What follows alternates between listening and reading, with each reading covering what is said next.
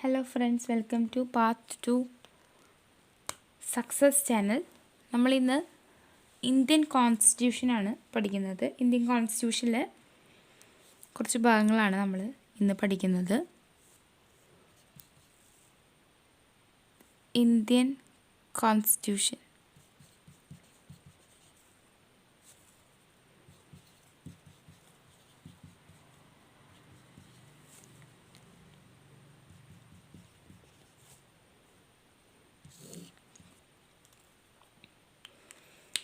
അപ്പോൾ ഇതിലാണ് നമ്മൾ ഇന്ന് ഡീൽ ചെയ്യുന്നത്. കുറച്ച് ക്വസ്റ്റ്യൻസ് നമുക്ക് പഠിക്കാം. അപ്പോൾ ആദ്യം തന്നെ ഇന്ത്യൻ ഭരണഘടനാ ചരിത്രം. Okay,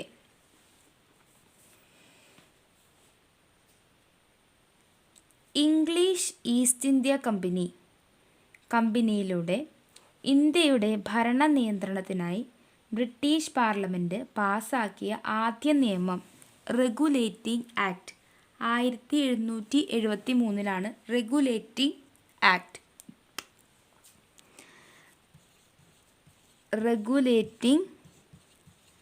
act.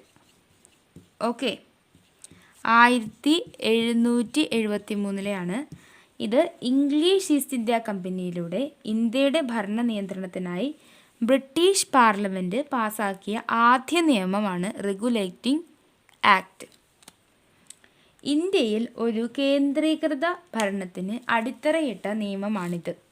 റെഗുലേറ്റിംഗ് ആക്ട് ഇന്ത്യയിൽ ഒരു കേന്ദ്രീകൃത ഭരണത്തിന് അടിത്തറയിട്ട നിയമം.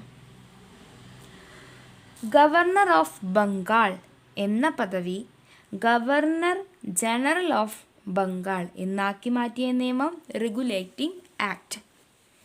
ഗവർണർ ഓഫ് ബംഗാൾ എന്ന പദവി ഗവർണർ ജനറൽ ഓഫ് ബംഗാൾ എന്നാക്കി മാറ്റിയ നിയമം റെഗുലേറ്റിംഗ് ആക്ട്. ബംഗാളിലെ ആദ്യ ഗവർണർ ജനറൽ വാറൻ ഹേസ്റ്റിംഗ്. ബംഗാളിലെ ആദ്യ ഗവർണർ ജനറൽ ആരാണ്? Warren Hastings. ഓക്കെ, ബംഗാളിലെ ആദ്യ ഗവർണർ ജനറൽ. ഗവർണർ ജനറലിനെ സഹായിക്കാനായി 4 അംഗങ്ങൾ ഉൾപ്പെടുന്ന ഒരു എക്സിക്യൂട്ടീവ് കൗൺസിൽ സ്ഥാപിതമായി. ബ്രിട്ടീഷ് ഇന്ത്യയിലെ ആദ്യത്തെ സുപ്രീം കോടതി സ്ഥാപിക്കാൻ കാരണമായ നിയമം റെഗുലേറ്റിംഗ് ആക്ടാണ്. ബ്രിട്ടീഷ് ഇന്ത്യയിലെ ആദ്യത്തെ സുപ്രീം കോടതി സ്ഥാപിക്കാൻ കാരണമായ നിയമം റെഗുലേറ്റിംഗ് ആക്ടാണ്. ഒരു ചീഫ് ജസ്റ്റിസും മറ്റ് 3 ജഡ്ജിമാരുമായി കൽക്കട്ടയിൽ ആദ്യത്തെ സുപ്രീം കോടതി സ്ഥാപിതമായ വർഷം 1774. 1774 ഒരു ചീഫ് ജസ്റ്റിസും മറ്റ് 3 ജഡ്ജിമാരുമായി കൽക്കട്ടയിൽ ആദ്യത്തെ സുപ്രീം കോടതി സ്ഥാപിതമായ വർഷമാണിത് 1774. കൽക്കട്ട സുപ്രീം കോടതിയിലെ ആദ്യ ചീഫ് ജസ്റ്റിസ് സർ എലീജ ഇംപെ ആണ് ആദ്യത്തെ ചീഫ് ജസ്റ്റിസ്. സർ എലീജ ഇംപെ. ഓക്കെ, ഇന്ത്യക്ക് വേണ്ടി ബ്രിട്ടീഷ് പാർലമെൻറ്റ് പാസാക്കിയ ആദ്യ നിയമമാണ് റെഗുലേറ്റിംഗ് ആക്ട് 1773. ഇന്ത്യക്ക് വേണ്ടി ബ്രിട്ടീഷ് പാർലമെൻറ്റ് പാസാക്കിയ അവസാനത്തെ നിയമം ഏതാണ്? Indian independence act 1947. അപ്പോൾ ഇത് കാര്യം നമ്മൾ കൃത്യമായി ഓർക്കണം. ഇന്ത്യക്ക് വേണ്ടി ബ്രിട്ടീഷ് പാർലമെൻറ്റ് പാസാക്കിയ ആദ്യ നിയമം റെഗുലേറ്റിംഗ് ആക്ട് 1773 ആണെങ്കിൽ ഇന്ത്യക്ക് വേണ്ടി ബ്രിട്ടീഷ് പാർലമെൻറ്റ് പാസാക്കിയ അവസാനത്തെ നിയമം ഇന്ത്യൻ ഇൻഡിപെൻഡൻസ് ആക്ട് 1947 ആണ്. പിറ്റ്സ് ഇന്ത്യ ആക്ട് ആണ് അടുത്തത്. പിറ്റ്സ് ഇന്ത്യ ആക്ട് 1784 റെഗുലേറ്റിംഗ് ആക്ടിലെ അപാകതകൾ പരിഹരിക്കുന്നതിനായി പാസാക്കിയ നിയമമാണ് പിറ്റ്സ് ഇന്ത്യ ആക്ട്. ശ്രദ്ധിക്കണം, പിറ്റ്സ് ഇന്ത്യ ആക്ട് ആണ് ആക്റ്റാണ് 1784. റെഗുലേറ്റിംഗ് ആക്ടിലെ അപാകതകൾ പരിഹരിക്കുന്നതിനായി പാസാക്കിയ നിയമമാണ് പിറ്റ്സ് ഇന്ത്യ ആക്ട് 1784. ഇന്ത്യയിലെ ഭരണവും ഈസ്റ്റ് ഇന്ത്യ കമ്പനിയുടെ പൂർണ്ണ നിയന്ത്രണവും ബ്രിട്ടീഷ് ഗവൺമെൻറ്റിൻ്റെ കീഴിൽ കൊണ്ടുവന്ന നിയമമാണ് ഏത്? Pitt's India act. ഇന്ത്യയിലെ ഭരണവും ഈസ്റ്റ് ഇന്ത്യ കമ്പനിയുടെ പൂർണ്ണ നിയന്ത്രണവും ബ്രിട്ടീഷ് ഗവൺമെൻറ്റിൻ്റെ കീഴിൽ കൊണ്ടുവന്ന നിയമമാണ് Pitt's India act. Okay, next ആണ് ചാർട്ടർ ആക്ട്. എന്താണ്? ചാർട്ടർ ആക്ട് കേട്ടോ. Charter act 1813 charter act. ശ്രദ്ധിക്കണം, ചാർട്ടർ ആക്ട് 1813.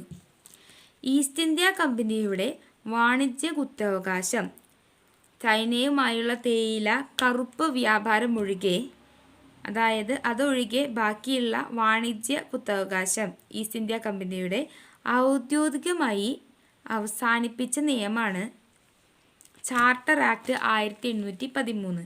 ഈസ്റ്റ് ഇന്ത്യ കമ്പനിയുടെ വാണിജ്യ കുത്തവകാശം ഔദ്യോഗികമായി അവസാനിപ്പിച്ച നിയമമാണ് ചാർട്ടർ ആക്ട് 1813.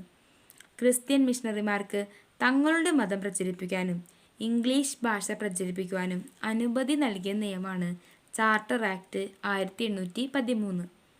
ഈസ്റ്റ് ഇന്ത്യ കമ്പനിയുടെ വാണിജ്യ കുത്തവകാശം ഔദ്യോഗികമായി അവസാനിപ്പിച്ച നിയമമാണ് ചാർട്ടർ ആക്ട്.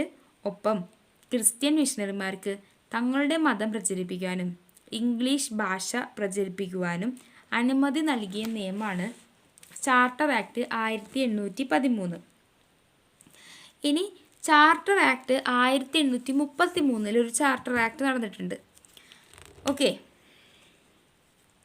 1833. ആദ്യത്തെ 1813 ആയിരുന്നു, ഇപ്പോൾ 1833. ശ്രദ്ധിക്കണം, ഗവർണർ ജനറൽ ഓഫ് ബംഗാൾ എന്നത് ഗവർണർ ജനറൽ ഓഫ് ഇന്ത്യ എന്നാക്കി മാറ്റിയ നിയമമാണ് ചാർട്ടർ ആക്ട് 1833. നമുക്കറിയാം, ഗവർണർ ഓഫ് ബംഗാൾ എന്ന് പറയുന്നത് ഗവർണർ ജനറൽ ഓഫ് ബംഗാൾ എന്ന് മാറ്റിയത് റെഗുലേറ്റിംഗ് ആക്ട് ആയിരുന്നു. അത് കഴിഞ്ഞ് നമ്മൾ പിറ്റ്സ് ഇന്ത്യ ആക്ട് പഠിച്ചു. അത് കഴിഞ്ഞ് നമ്മൾ ചാർട്ടർ ആക്ട്, പിന്നെ charter act 1833 governor general of Bengal എന്നത് ഗവർണർ ജനറൽ ഓഫ് ഇന്ത്യ എന്നാക്കി മാറ്റിയത്. Charter act 1833.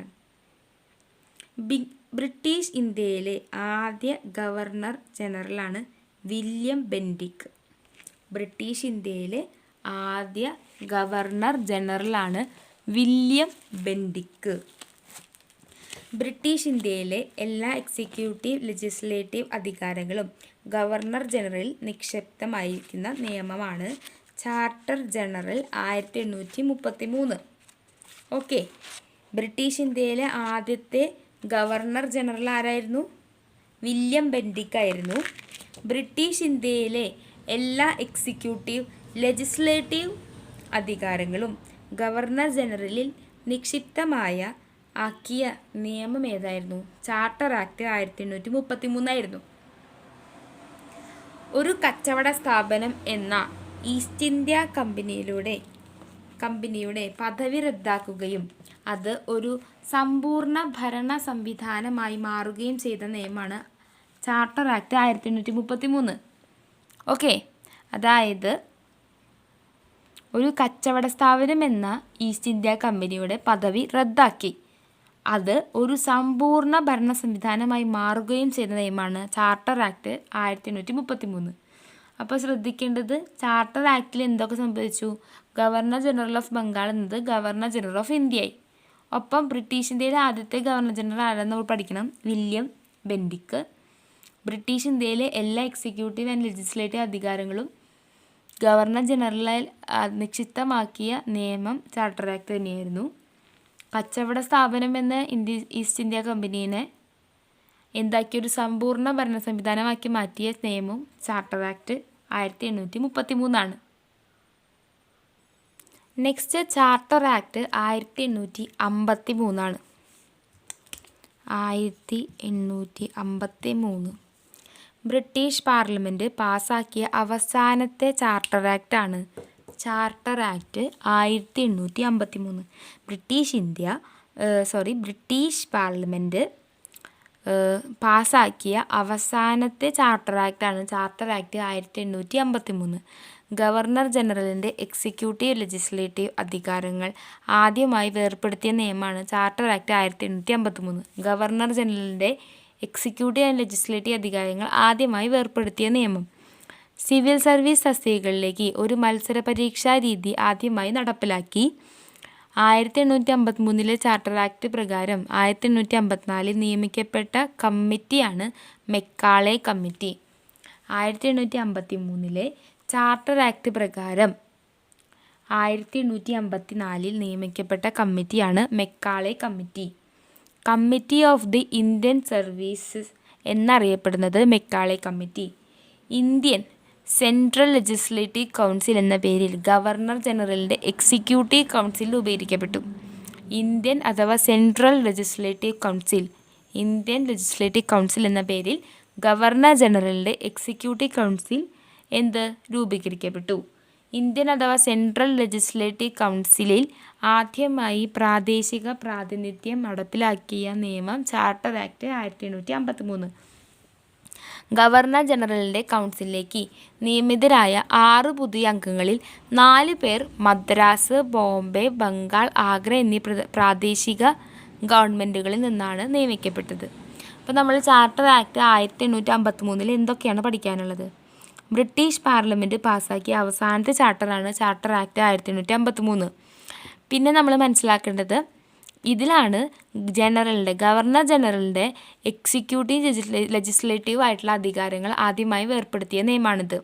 ഒപ്പം ഒരു സിവിൽ സർവീസ് തസ്തികകളിലേക്ക് ഒരു മത്സര പരീക്ഷ നടപ്പിലാക്കിയത് ഈ നിയമപ്രകാരമാണ്. 1853 ചാർട്ടർ ആക്ട് പ്രകാരം ഒരു കമ്മിറ്റി വന്നു നെക്സ്റ്റ് ഇയറിൽ, അതായത് 1854. ആ കമ്മിറ്റിയുടെ പേരാണ് മെക്കാളെ കമ്മിറ്റി. Macaulay committee. ഒപ്പം ഇന്ത്യൻ ലെജിസ്ലേറ്റീവ് കൗൺസിൽ എന്ന പേരിൽ അല്ലെങ്കിൽ സെൻട്രൽ ലെജിസ്ലേറ്റീവ് കൗൺസിൽ എന്ന പേരിൽ ഗവർണർ ജനറലിൻ്റെ എക്സിക്യൂട്ടീവ് കൗൺസിൽ രൂപീകരിക്കപ്പെട്ടു. ഇത് ആദ്യമായി പ്രാദേശിക പ്രാതിനിധ്യം നടപ്പിലാക്കിയ, അതായത് ഇന്ത്യൻ ലെജിസ്ലേറ്റീവ് കൗൺസിലിൽ ആദ്യമായി പ്രാദേശിക പ്രാതിനിധ്യം നടപ്പിലാക്കിയ നിയമം ചാർട്ടർ ആക്ട് 1853 ഗവർണർ ജനറലിൻ്റെ കൗൺസിലിലേക്ക് നിയമിതരായ 6 പുതിയ അംഗങ്ങളിൽ 4 പേര് മദ്രാസ്, ബോംബെ, ബംഗാൾ, ആഗ്ര എന്നീ പ്രാദേശിക ഗവൺമെൻറ്റുകളിൽ നിന്നാണ് നിയമിക്കപ്പെട്ടത്. ഓക്കെ, ഇത്രയും കാര്യങ്ങളാണ് ചാർട്ടർ ആക്ട് 1853 നമ്മൾ മനസ്സിലാക്കേണ്ടത്. നെക്സ്റ്റ് നമുക്ക് പഠിക്കാനുള്ളതാണ് government of India act 1858. Next നമ്മൾ പറഞ്ഞല്ലോ ഗവൺമെൻറ് ഓഫ് ഇന്ത്യ ആക്റ്റാണ്. അത് 1858 ഇതാണ്, ആക്റ്റാണ്. ഗവൺമെൻറ്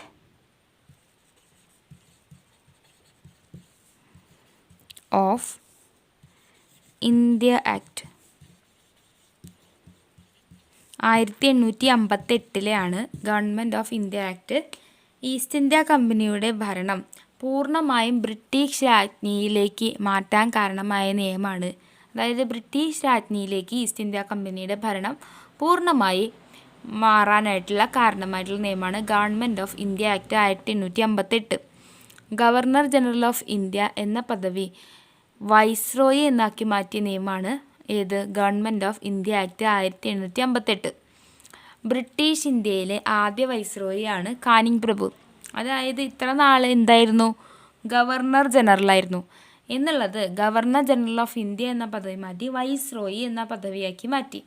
ബ്രിട്ടീഷ് രാജ്ഞിയുടെ കീഴിലേക്ക് മാറ്റാൻ കാരണമായ നിയമം ഈ ഗവൺമെൻറ് ഓഫ് ഇന്ത്യ ആക്ട് ആണ്.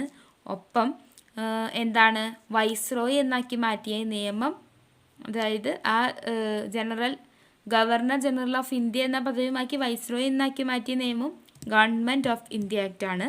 ഒപ്പം പിന്നെ നമ്മൾ മനസ്സിലാക്കേണ്ടത് ബ്രിട്ടീഷ് ഇന്ത്യയിലെ ആദ്യത്തെ വൈസ്രോയി എന്ന് പറയുന്നത് കാനിങ് പ്രഭുവാണ്. ആദ്യത്തെ ഗവർണർ ജനറൽ ആരായിരുന്നു? ബ്രിട്ടീഷ് ഇന്ത്യയിലെ ആദ്യത്തെ ഗവർണർ ജനറൽ വില്യം ബെൻഡിക് ആയിരുന്നു. ഇപ്പം നമ്മൾ പറഞ്ഞത് ആദ്യത്തെ വൈസ്രോയി കാനിങ് പ്രഭു, ഓർത്തു വെച്ചോളൂ, കാനിങ് പ്രഭു.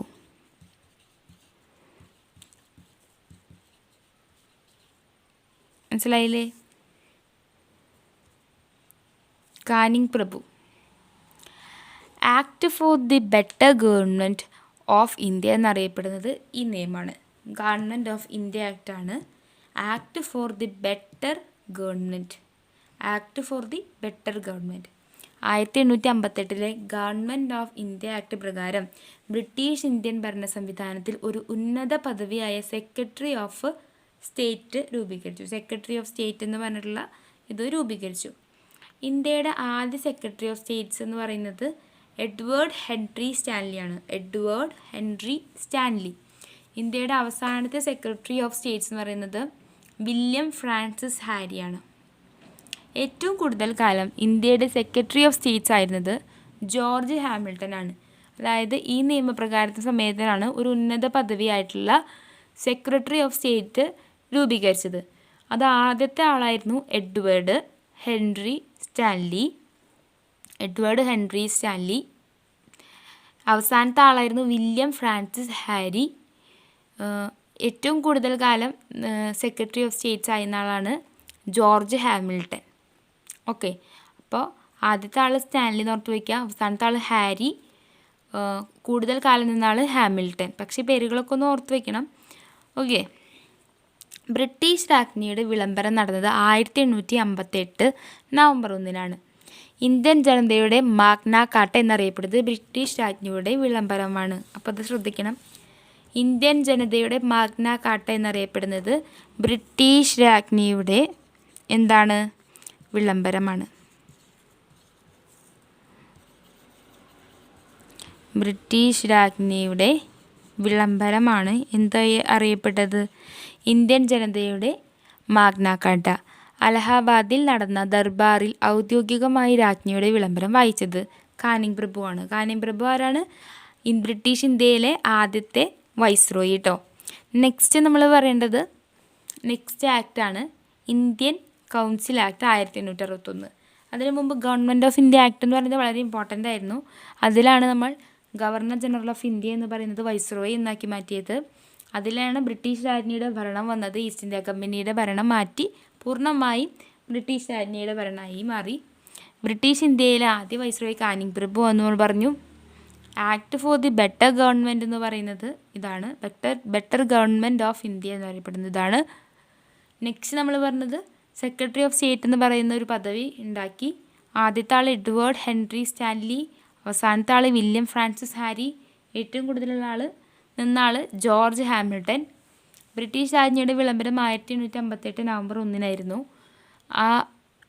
അദ്ദേഹത്തിൻ്റെ വിളംബരത്തെയാണ്, ബ്രിട്ടീഷ് രാജ്ഞിയുടെ വിളംബരത്തെയാണ് നമ്മൾ ഇന്ത്യൻ ജനതയുടെ മാഗ്ന കാർട്ട എന്നറിയപ്പെടുന്നത്. അത് ഔദ്യോഗികമായി അലഹാബാദിൽ നടന്ന ദർബാറിൽ വിളംബരം വായിച്ചത് കാനിങ് പ്രഭുവാണ്. ഓക്കെ, അപ്പോൾ കുറച്ച് ആക്റ്റുകളാണ് നമ്മളിന്ന് പഠിച്ചത്. ഇനി നെക്സ്റ്റും കുറച്ചുകൂടി ആക്റ്റുകളുണ്ട്, കമ്മിറ്റികളുണ്ട്. അപ്പോൾ ഇത് കണ്ടിന്യൂസ്ലി നിങ്ങൾ കേൾക്കുക. And keep learning. And thank you for watching and by.